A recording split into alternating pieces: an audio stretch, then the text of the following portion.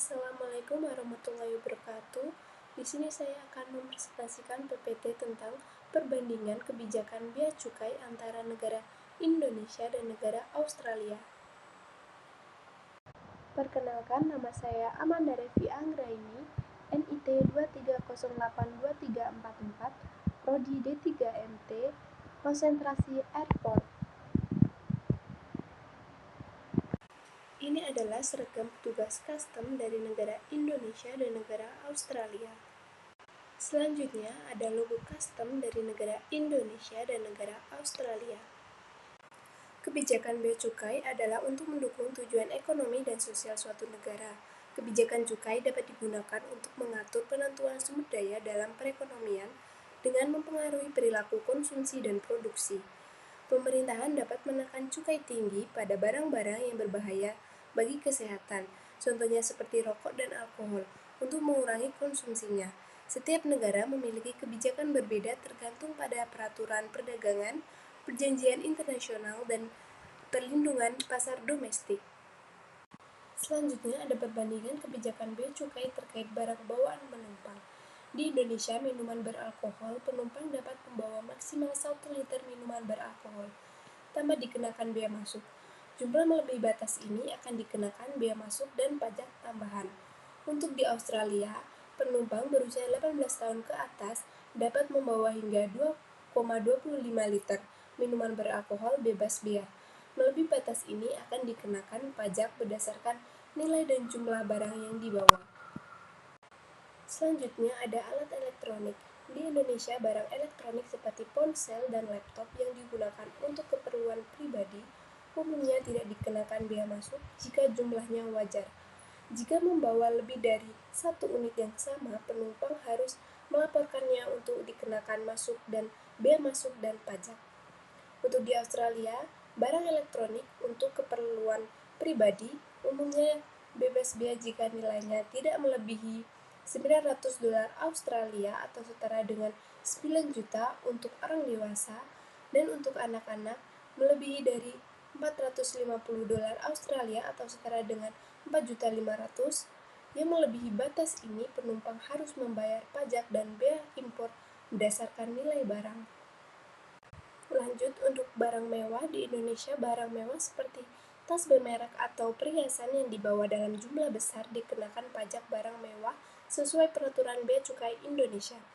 Untuk tarif PPNBM atau pajak penjualan atas barang mewah di Indonesia bervariasi antara 10% hingga 200%, tergantung pada jenis barang mewah seperti perhiasan, tas bermerek, jam tangan mewah, dan barang sejenisnya. Untuk di Australia, barang mewah termasuk pakaian, perhiasan, dan aksesoris yang melampaui nilai batas bea akan dikenakan pajak barang impor berdasarkan nilai barang dan tarif yang berlaku. Untuk tarif pajak, yang pertama ada Goods and Service Tax atau GST, setara dengan PPN, yaitu 10% dari nilai barang impor jika melebihi batas bebas bea. Yang kedua ada bea masuk, tergantung pada jenis barang, biasanya 5% sampai 10%. Selanjutnya ada kebijakan pajak PPN untuk barang bawaan penumpang. Di Indonesia, barang bawaan penumpang yang melebihi batas pembebasan bea masuk dikenakan PPN sebesar 11%. Batas pembebasan untuk barang pribadi adalah $500 atau setara dengan 8.125.000 per orang. Jika barang tersebut merupakan barang konsumsi seperti pakaian, elektronik, dan alkohol, PPN akan dikenakan selain bea masuk dan pajak lainnya, sesuai jenis barang. Barang-barang mewah seperti perhiasan atau jam tangan juga dikenakan pajak penjualan tas atas barang mewah atau PPNBM jika nilainya tinggi. Selanjutnya di Australia, barang bawaan yang dibawa masuk ke Australia oleh penumpang juga dikenakan pajak. Penumpang dewasa memiliki batas bebas bea sebesar $900 Australia atau setara dengan 9 juta, sedangkan anak-anak yaitu $450 Australia atau setara dengan 4.500.000. Barang-barang seperti rokok dan alkohol memiliki batasan kuantitas tertentu. Jika nilai barang melebihi batas bebas, pajak 10% berupa Goods and Service Tax atau GTS setara dengan PPN akan dikenakan pada nilai barang yang melampaui ambang batas tersebut. Jadi untuk penjelasannya, kebijakan bea cukai terkait barang bawaan penumpang berbeda antara setiap negara. Dengan fokus pada pengaturan jumlah dan nilai barang yang dapat dibawa, memahami kebijakan ini penting bagi penumpang untuk menghindari denda dan memastikan kepatuhan terhadap peraturan bea cukai saat melakukan perjalanan internasional. Selanjutnya, ada kebijakan ekspor barang. Untuk regulasi utama di Indonesia diatur oleh Kementerian Pertanian, Badan Karantina Pertanian, dan DJBC atau Direktorat Jenderal Bea dan Cukai. Untuk Australia dikelola oleh Australian Department of Agriculture, Fisheries and Forestry. Untuk izin ekspor, Indonesia perlu memiliki surat persetujuan ekspor atau SPE untuk barang tertentu seperti beras, minyak, sawit, dan produk peternakan. Untuk Australia, tidak ada larangan ekspor kecuali untuk barang yang dilindungi hukum seperti spesies tertentu. Izin ekspor wajib untuk hewan dan produk pertanian. Untuk selanjutnya ada barang yang diatur ketat di Indonesia yaitu beras, minyak sawit, kopi, kakao, hasil laut, dan komoditas strategis lainnya. Untuk di Australia, daging sapi, gandum, susu, hasil laut, dan produk agrikultur dengan standar mutu yang tinggi. Untuk standar mutu dan sertifikasi, di Indonesia wajib memenuhi standar nasional atau SNI dan sertifikasi karantina dari Badan Karantina Pertanian. Untuk di Australia memiliki standar ekspor yang sangat ketat seperti sertifikasi biosecurity atau HACCP atau Hazard Analysis and Criteria Control Point dan spesifik ketat oleh DAFF atau Department of Agriculture, Fisheries and Forestry. Untuk perjanjian perdagangan, memiliki perjanjian perdagangan dengan ASEAN dan pasar seperti Cina dan Eropa. Untuk Australia, banyak FTA atau Free Trade Agreement seperti dengan Cina, Jepang, Korea Selatan, ASEAN, dan Uni Eropa. Selanjutnya ada kebijakan impor barang. Regulasi utama di Indonesia diatur oleh DJBC atau Direktorat Jenderal Bea dan Cukai, Pemerintahan Pertanian, dan BPOM untuk keamanan pangan. Untuk di Australia diatur oleh Australian Border Force dan DAFF atau Department of Agriculture, Fisheries and Forestry dengan fokus ketat pada biosecurity.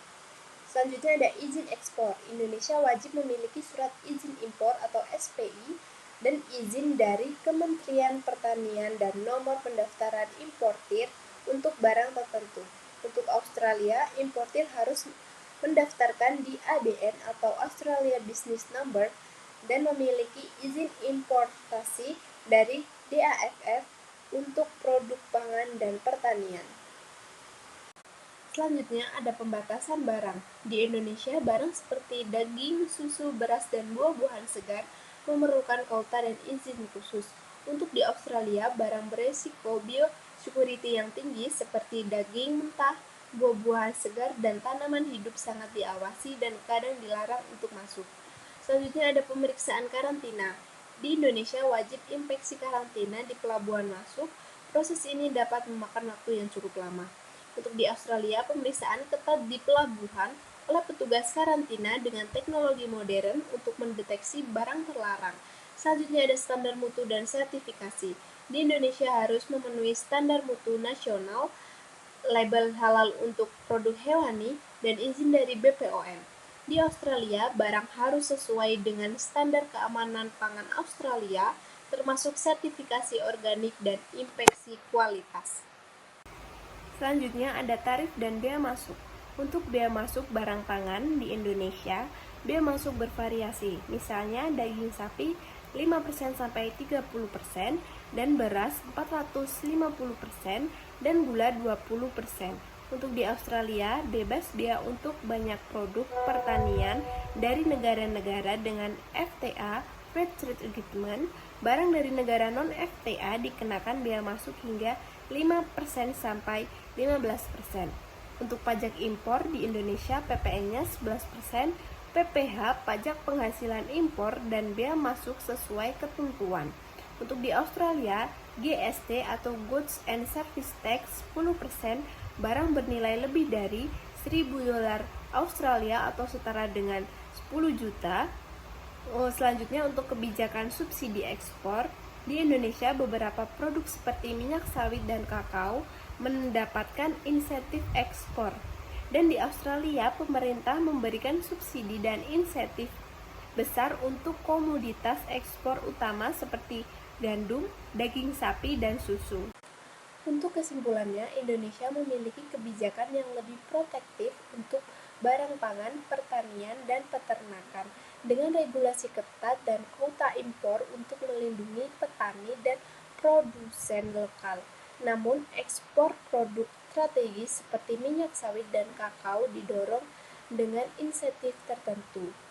Untuk Australia memiliki pendekatan yang lebih liberal dengan memanfaatkan standar biosecurity atau pencegahan kuman ketat untuk melindungi pasar domestik dari hama dan penyakit.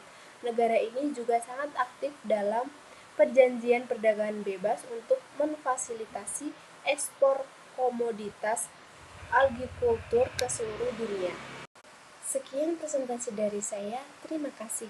Wassalamualaikum warahmatullahi wabarakatuh.